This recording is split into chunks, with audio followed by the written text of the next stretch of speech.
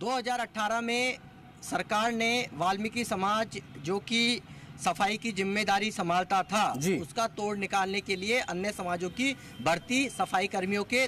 पदों पर की थी। लेकिन यदि आप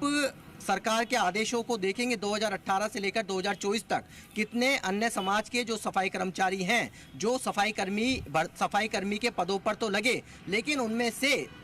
95 से ज़्यादा जो कर्मचारी हैं या तो वो मेयर के दफ्तर में काम कर रहे हैं या अधिकारियों के कह सकते हैं कि उनके यहाँ नौकरी कर रहे हैं, लेकिन जिनका काम शहर की सफाई व्यवस्था करना था वो अफसरों के यहाँ ड्यूटी दे रहे हैं, मेयर के यहाँ कर्मचारी ड्यूटी दे रहे हैं। यदि वो सफाई कर्मचारी दफ्तरों के अंदर ड्यूटी देंगे तो शहर की स्वच्छता कैसे होगी। जो सबसे बड़ी बात है कि जब आप मोनोपोली को, वाल्मीकि समाज की मोनोपोली को तोड़ना चाहते हो कि वो बार बार हड़ताल करना चाहते हैं, तो अन्य समाज वो सड़कों पर उतरे और सफाई का काम करे जिसके लिए उनकी भर्ती हुई है, लेकिन वो दफ्तरों में लगा हुआ है। कड़ी लंबी जब सरकार बदलती है, सरकारें बदल गई, अभी आदेश निकला था जितने भी सफाई कर्मचारी हैं वो अपने सफाई के काम में ही लगेंगे, दफ्तरों में कोई नहीं लगेगा, लेकिन आज तक उसका इम्प्लीमेंटेशन हुआ ही नहीं, क्योंकि वो तब होगा जब निकाय के अफसर जो आदेश निकालते हैं उनके यहाँ से वो सफाई कर्मचारी खुद हटेंगे। उनकी जड़ें इतनी मजबूत हो चुकी हैं कि आप अंदाजा लगा सकते हैं कि वो सफाई तो छोड़िए, वो अपने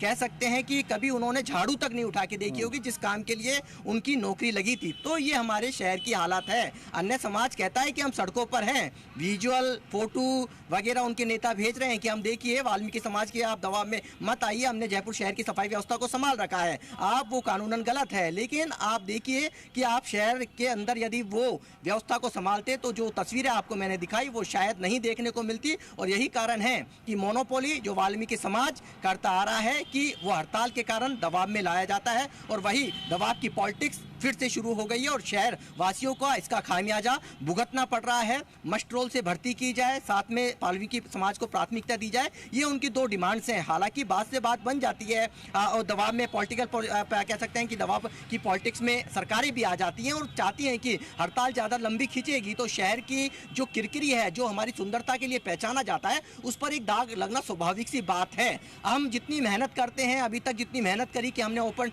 कचरा डिपो खत्म कर दिए, हमने वाहवाही लूटी, जगह जगह चित्रकारी करी, आपने भी ये तस्वीरों के अंदर आप नजर आ रही होगी, आपको दिखाएंगे कि जगह जगह जहाँ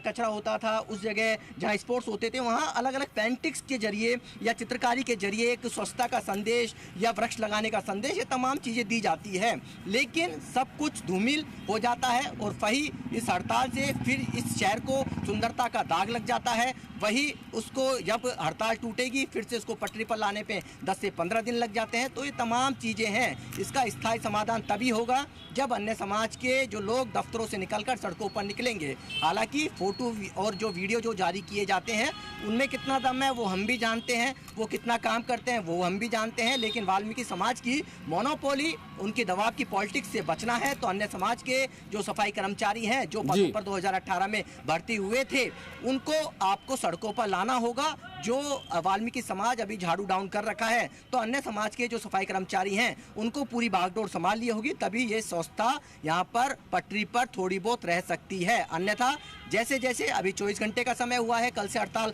शुरू हुई है, 24 या 28 घंटे जाहिर तौर पर दीपक के कचरे का ढेर बढ़ता जाएगा और स्थिति बिगड़ती जाएगी, इसलिए इसका स्थायी समाधान होना बड़ा जरूरी है क्योंकि हड़ताल भी नियमित अंतराल पर होती रहती है। बहुत शुक्रिया दीपक आपका जुड़ने के लिए।